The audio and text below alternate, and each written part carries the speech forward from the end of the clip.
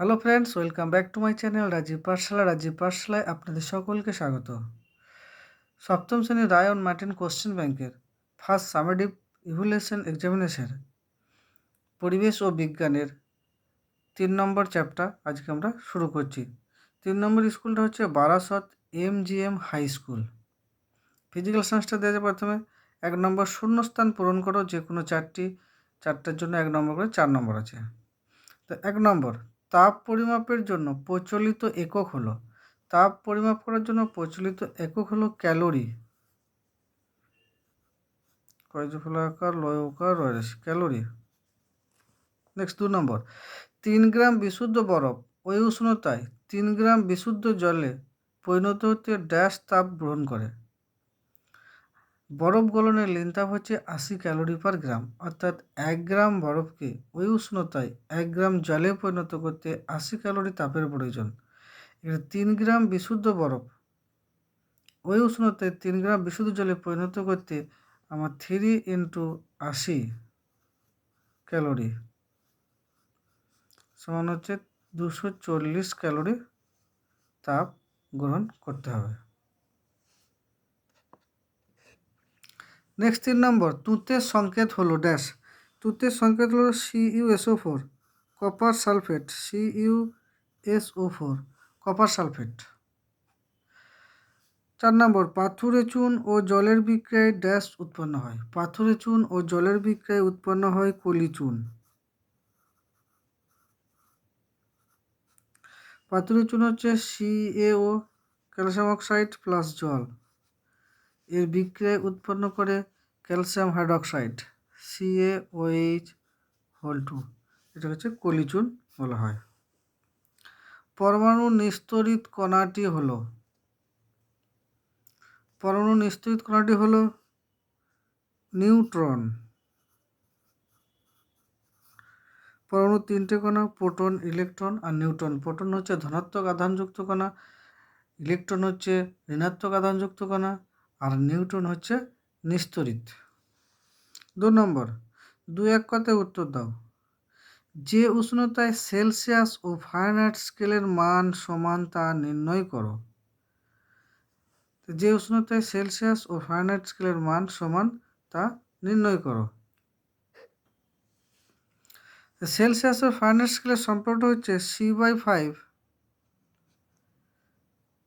সমান F-32/9।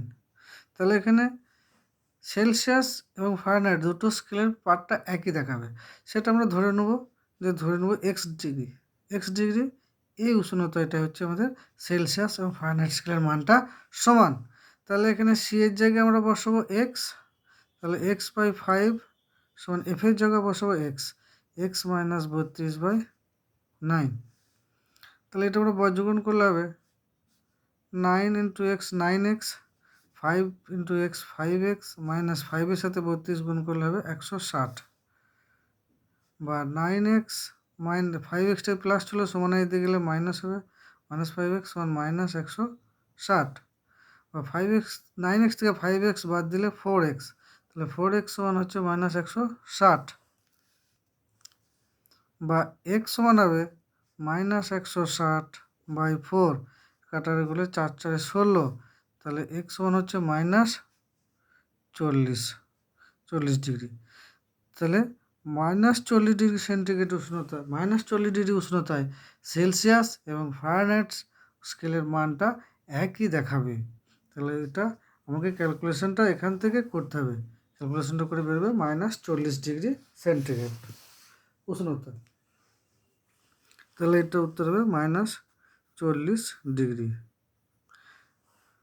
সমাধান বিধান করা 2 নম্বর, PbNO3 থেকে PbO plus NO2 plus O2, এটা ব্যালেন্স করতে হবে। তো এটা হচ্ছে আমার PbNO3 থেকে PbO plus NO2 plus O2। এখানে Pb একটা,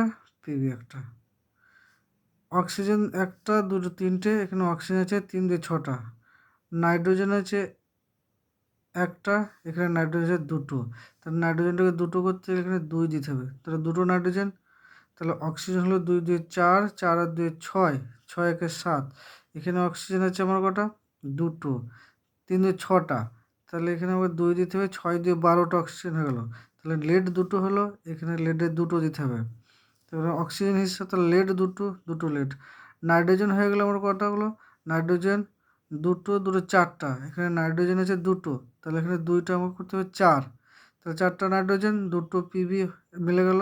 এবার অক্সিজেনটা আমাকে হিসাব করতে হবে, এখানে 3 দুগুণে 4, 6 দুগুণে 12টা অক্সিজেন আছে, তাহলে 2 অক্সিজেন দেখি, দুটো অক্সিজেন, 4 2 8টা, 8 আর 2 10, 10 আর 2 12 অক্সিজেন হয়ে গেছে, তাহলে এটা সমাধান হবে 2 পিবি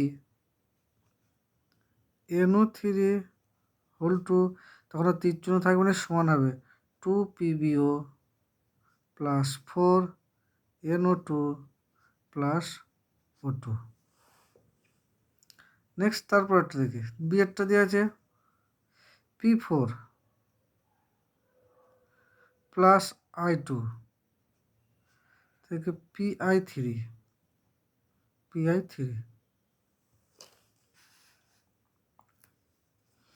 আমাকে এই ব্যালেন্সটা করতে হবে।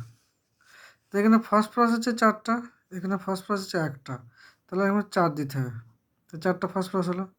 আয়োডিন 4 3 12টা হলো, এখানে আয়োডিন আছে দুটো, তাহলে 6 দিতে হবে, 6 দিয়ে 12টা হয়ে গেলো, তাহলে ব্যালেন্সটা হয়ে গেল P4 প্লাস 6I2 সমান 4PI3, এটা আমার সমতা বিধান হলো।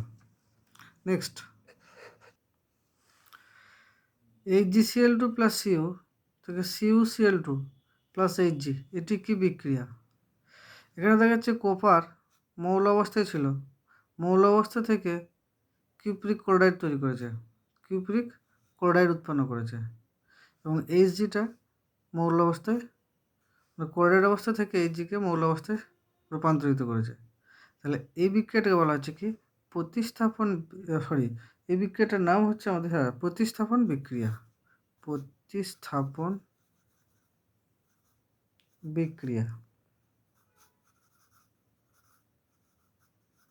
এমনি কপার মৌল অবস্থা থেকে কিউপ্রিক ক্লোরাইড পরিণত হয়েছে, সেই জন্য এটাকে বলা হচ্ছে কি, এবং এই যেটা ক্লোরাইডে ছিল তাকে মৌল অবস্থায় প্রতিস্থাপিত করে দিয়েছে, এটাকে বলা হচ্ছে কি প্রতিস্থাপন বিক্রিয়া।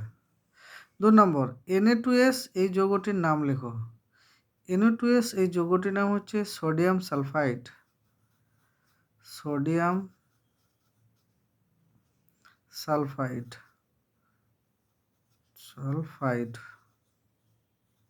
Sodium sulphide.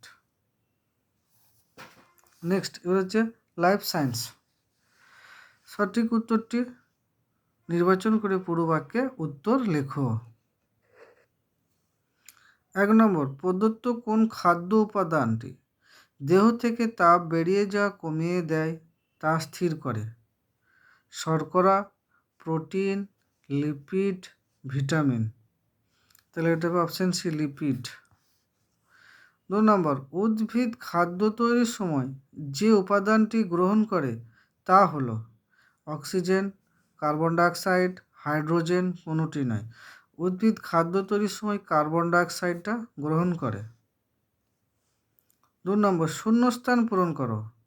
মানবদেহের মস্তিষ্কে জলের প্রকৃতি হলো, মানবদেহের মস্তিষ্কে জলের প্রকৃতি হলো CSF, সেরিব্রোস্পাইনাল, CSF, এটাকে বলা হচ্ছে কি সেরিব্রোস্পাইনাল ফ্লুইড, এটা হচ্ছে মানবদেহের মস্তিষ্কে যেটা পায় সেটার নাম হচ্ছে CSF।